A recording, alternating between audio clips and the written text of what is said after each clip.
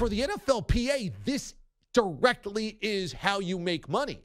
I mean, if you don't vote in your own contract negotiations, when will you ever vote? And that is such a black eye for the NFLPA.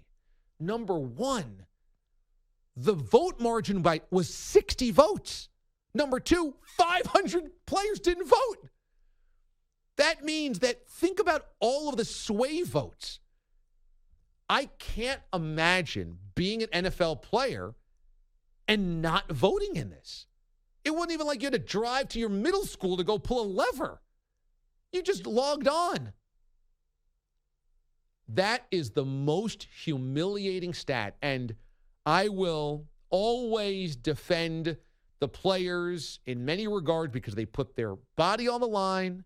And I've been able to, in my estimation, had the privilege to have friendships with some former players. And I really admire what they do and how they do it. But I can't believe this. This is embarrassing. The vote passed by 60 and 500 players didn't even bother? I mean, it's your life. This is how you get paid. Do you like it or not?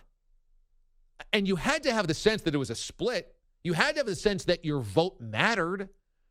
15 guys per locker room said, I'm not going to be bothered. That is insanity to me. Ultimately, do I think it's bad for players? No, I don't think the CBA is bad for players. I think it could have been better for players. I think if the players said, you know what, we can get more out of the 17th game. That's the big thing the owners desperately want. We can squeeze more out of them because we know they're dying for the 17th game. The owners, this is fine for the owners. They wouldn't have put it in front of the players if they didn't like it. It's good for the owners. It's fine for fans. I think it's kind of a push for fans. I don't want the 17th game, but I don't think you're going to have riots in the streets because there's a 17th game. Most people will just accept it, fine. But for the players, is it bad? No, it just could have been better.